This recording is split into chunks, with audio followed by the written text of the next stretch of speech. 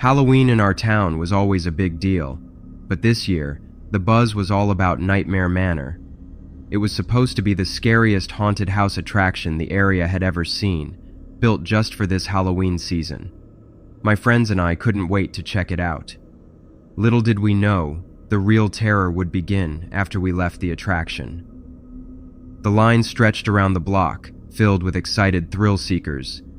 As we waited, the screams from inside sent shivers down our spines. Ken and David joked nervously about who'd chicken out first, while Linda, Wanda, and I tried to act brave. The anticipation was killing us. Finally, it was our turn.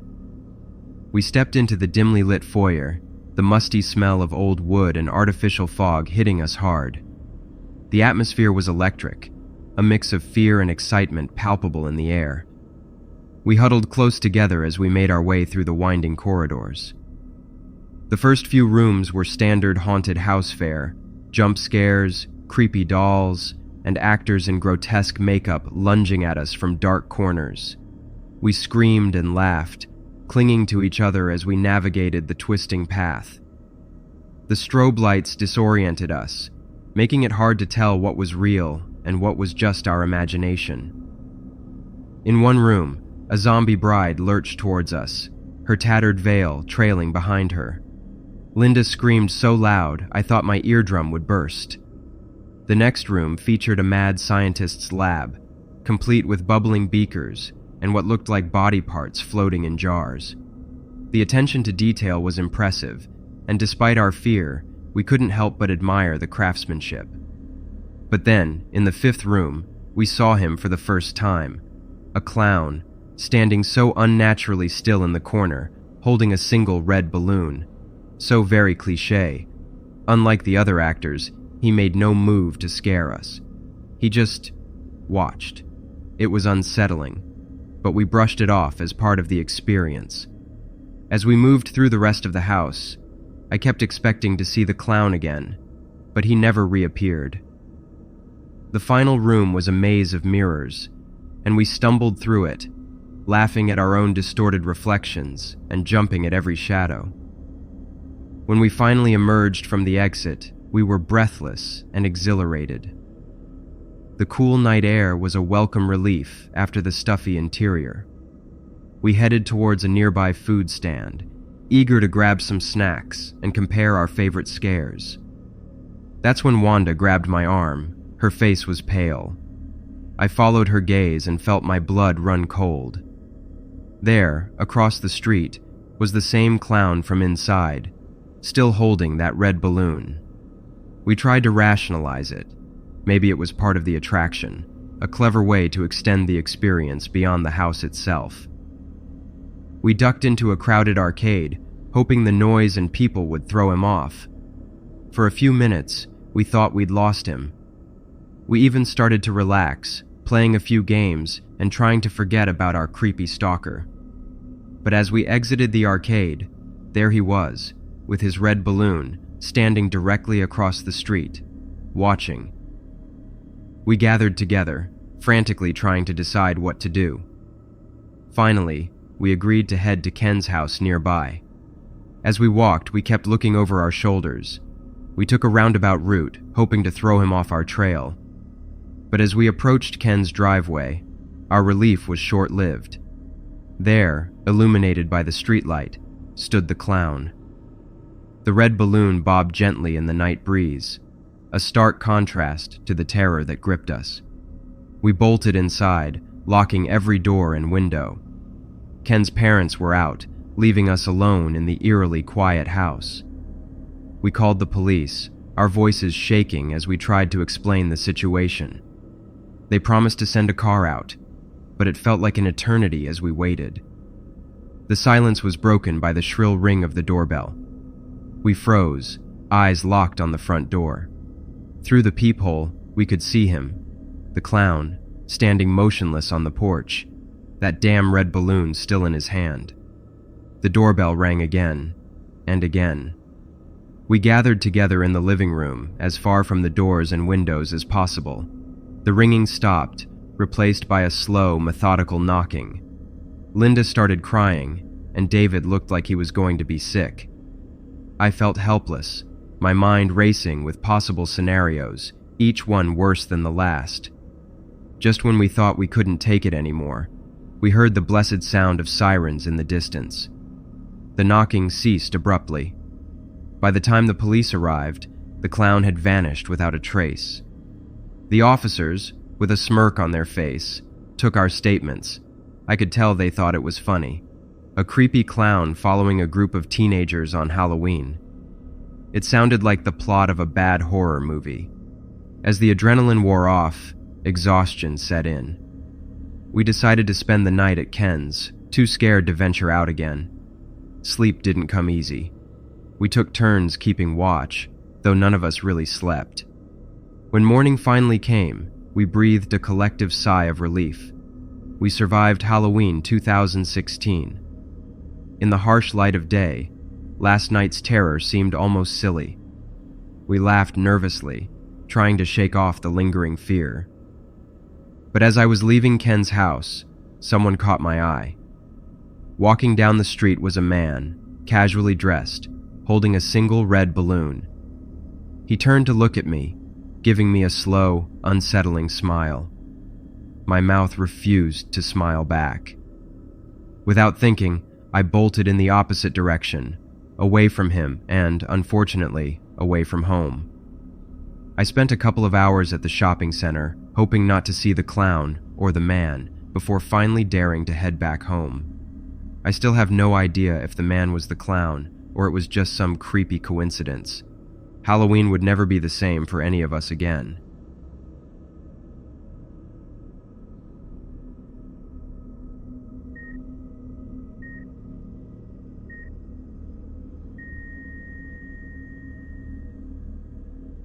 Halloween was always just another quiet night for me, until several years ago.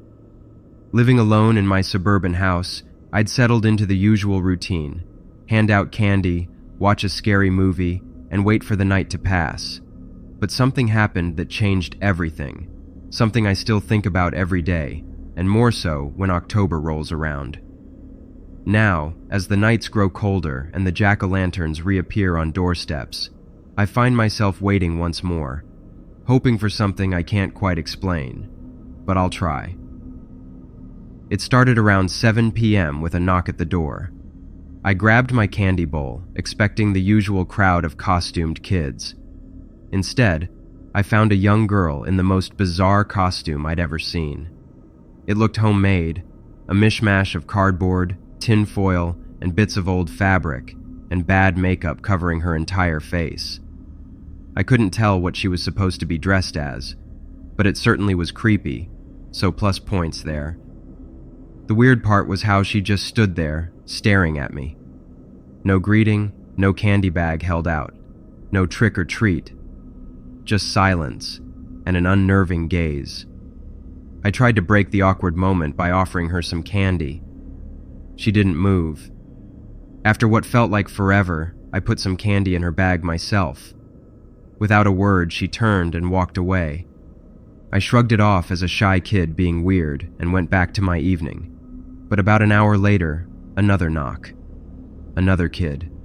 A different girl. This girl was dressed up as a scary zombie ballerina. She did the usual greeting, and everything that the other girl didn't do. As I watched the girl in her zombie ballerina costume walk away, I saw her again, standing across the street, the girl from before with the bizarre costume. However, this time, she wasn't alone. Beside her stood a woman in an identical costume, if you could even call it that. Both were motionless under the streetlight, staring at me. My heart started racing. Something felt very wrong. I quickly shut the door and locked it. About 10 minutes later, I had built up enough courage to peek out through the curtains discreetly. They were still both standing there, motionless, staring directly at my house. I closed all the curtains and tried to calm down. It had to be some elaborate prank. As the night went on, I couldn't shake the feeling of being watched. I thought about calling the police, but what would I say? I was scared of a kid in a weird costume and a woman standing on a public street wearing the very same costume. They'd think I was crazy, and I really felt I was going crazy. Being alone this long wasn't doing me any favors. Around 9 p.m., I was considering going to bed when I heard heavy footsteps on my front porch, followed by loud knocking. I froze. The knocking got more intense, almost frantic. I heard a muffled voice demanding I open up. No way was that happening. Ever since an armed home invasion while I was home a few years prior, that's a story for another day. I'd never been great at confrontations, especially not with strangers, and opening the door to a stranger late at night just didn't feel right. Better to stay safe. I grabbed my phone and crept towards the back of the house. That's when I heard the sound of breaking glass. Whoever they were coming in through the living room window. Panic set in as I scrambled into my ensuite bathroom and locked the door, calling 911 with my shaking hands. I whispered my situation to the dispatcher, terrified the intruder would hear me. I could hear movement through the house, opening doors, searching. My heart pounded so hard I was sure they'd hear it. The footsteps got closer. My bedroom door creaked open. I held my breath, praying they'd realize I wasn't there and give up in frustration. Suddenly, sirens wailed in the distance. The footsteps paused, then quickly retreated. I heard the front door open and slam shut. By the time I worked up the courage to leave my hiding spot, police cars were pulling up outside. The officers searched the house and the surrounding area but found nobody. Unsurprisingly, the woman and the girl in the identical costumes had vanished, though at the time, I couldn't be sure it was really them. But deep down, I knew it had to be. Stranger still, nothing was missing or even disturbed apart from the broken window. It made no sense. The police took down my story, but I could tell they were skeptical, and rightfully so. With no evidence beyond the broken window, there wasn't much they could do. They said they'd keep an eye on the neighborhood and left me alone in my house. I was too exhausted to tidy up straight away, so I collapsed into bed, though my mind was too busy to get any decent sleep that night. The following day, I started to tidy up. The events of the previous night still lingered in the back of my mind, but I tried to shake them off as just a strange Halloween encounter. There wasn't much to clean, just a few things slightly out of place, and the broken glass near the window. I also taped some cardboard over the broken window until I could get it fixed. As I made my way into my office to put away some papers, I noticed the keyboard on my desk was slightly off-center, like it had been moved. I've always been particular about things like that. I repositioned it, on center, and that is when I saw it. A small, folded note tucked carefully underneath. My hands trembled as I unfolded it. "I'll be back, Dad," it read in neat, childlike handwriting. A chill ran down my spine. In that moment, I knew exactly who had left it.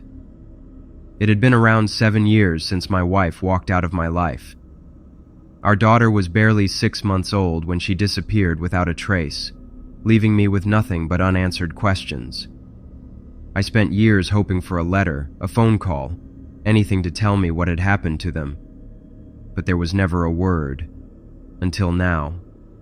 That strange night, standing under the glow of the streetlights, I saw her, my little girl, grown up and unrecognizable in that bizarre costume. And now, all these years later, I wait. Every day since, I've been waiting for her to return once again. Come back to Dad, Rosie.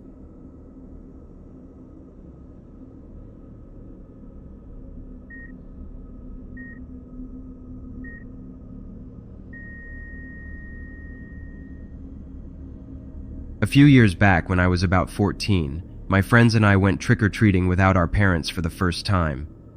We were pretty excited to run around the neighborhood on our own, collecting candy and just having a good time. There were 5 of us: myself, Nick, Mandy, Billy, and Pamela. We'd been friends since elementary school and always hung out together, especially on Halloween. Every year before Halloween, we plan out our trick-or-treating route to hit all the biggest houses, hoping to score some full-sized candy bars. That year, a whole new street of fancy houses had just been finished being built, and people had moved in. We decided to start there and then make our way to the other neighborhoods afterward. We spent weeks talking about it, imagining all the awesome candy we might get from these rich new neighbors. This new street wasn't far from my friend Nick's house, so everyone met up at his place on Halloween night. We all had our costumes on. I was a zombie, Nick was a vampire, Mandy went as a witch, Billy dressed up as a superhero, and Pamela was a cute cat. We grabbed our pillowcases for candy and headed out, stopping at a few houses along the way for some extra treats before turning onto the street with the new homes. It was weird. We didn't see any other kids there. Usually, on Halloween, you can't walk 2 feet without running into another group of trick-or-treaters, but this place was like a ghost town. We thought maybe we were the first ones to arrive and got really excited. We ran to the first house, where a nice older guy answered and gave each of us a full-sized Hershey's bar. Once we were back on the sidewalk, we couldn't contain our excitement. It seemed like we were off to an awesome start. But then things got strange. The next house didn't answer when we rang the bell. Neither did the one after that, or the one after that. One thing about this street, each house had a massive yard, so it took like 2 or 3 minutes just to walk between them. After about 10 houses not answering, we started feeling like we were wasting our Halloween, not getting any candy. We were getting tired, and our initial excitement was turning into disappointment. Nick suggested we head back to the regular neighborhoods, but Billy wanted to try just one more house. That's when we saw it, the biggest house on the street by far. It was like something out of a movie, with huge pillars in front and windows everywhere. We agreed to try there before giving up and moving on. This place had a driveway that seemed to go on forever, leading up to an even bigger circular driveway at the front. As we walked up, I noticed a woman looking at us from a tiny window next to the door. But as soon as I made eye contact, she quickly disappeared. I figured she was just waiting for trick-or-treaters and felt relieved that someone was actually home. I told the others what I'd seen, and we all got a bit more excited, hoping this house would make up for all the others that hadn't answered. We got to the porch, and I rang the bell. The door opened almost immediately. A woman stood there, with another older lady behind her, the same one I'd seen in the window. They both smiled as we said our usual trick or treat. The woman looked to be in her 40s, well-dressed and friendly. The older woman behind her seemed to be in her 70s, with silver hair and a kind face. The younger woman opened the door wider, and what we saw inside blew our minds. There was a massive round table in the entrance hall, covered with pretty much every type of candy you could imagine. I'm talking full-size candy bars, king-size packs, fancy chocolates, and even some imported candy I'd never seen before. I couldn't believe anyone would spend that much on Halloween treats, but I guess when you live in a house like that, you can go all out. She invited us in, telling us to pick 2 candies each. We didn't hesitate, rushing over to the table to check out all the options. In that moment, we were on top of the world, getting to choose whatever candy we wanted. Nick went straight for the biggest chocolate bar he could find. Mandy was examining some fancy-looking truffles. Billy grabbed a pack of sour candies, and Pamela was torn between 2 different types of gummy bears. But as I was deciding on my second pick, I heard the door slam shut. The sound echoed through the big entrance hall, making us all jump. We all spun around to see the younger woman standing by the door, still smiling at us. But something about her smile seemed different now. It was wider, almost unnatural. She asked us to stay for a minute, saying she'd forgotten to put out some special dessert for us. Then she quickly walked away, disappearing down a hallway. Looking around, I realized the older woman had vanished too. I could feel the panic setting in among all of us. We exchanged worried glances, not sure what to do. The house suddenly felt much bigger and emptier than it had a moment ago. Seconds later, we heard footsteps coming down the hall. They were slow and were getting louder with each and every step. I don't know what came over me, but suddenly I was moving. I bolted for the door, yanking it open and yelling for everyone to get out. My friends didn't need to be told twice. We all rushed out, nearly tripping over each other in our hurry to get off the porch. As we ran down the driveway, I heard the woman calling for us to wait. But we didn't stop. We sprinted all the way down that long driveway and kept going, not even pausing to see if she was following us. We ran past all those silent, dark houses, our heavy breathing and the sound of our feet hitting the pavement, the only noises in the quiet neighborhood. We didn't stop until we reached Nick's house, several blocks away. Sitting on the driveway, we were all out of breath, scared and confused about what had just happened. We tried to make sense of it, but nothing added up. Why were all the other houses dark? Why did those women invite us in? What was that special dessert she wanted to give us? We thought about telling Nick's parents, but knew we'd get in trouble for going into a stranger's house after being warned so many times not to. Plus, we weren't even sure what we'd tell them. Nothing bad had actually happened, but we all felt like we'd narrowly escaped something awful. After a while, once we'd caught our breath and calmed down a bit, we decided to continue trick-or-treating in the neighborhood. But we were way more careful now, sticking to houses we knew and making sure we weren't the only kids around. The rest of the night was normal, but we couldn't shake the uneasy feeling from our experience in that big house. It was definitely the weirdest Halloween I've ever had. My friends and I still talk about it every year, wondering what those women were up to and what might have happened if we'd stayed for that special dessert.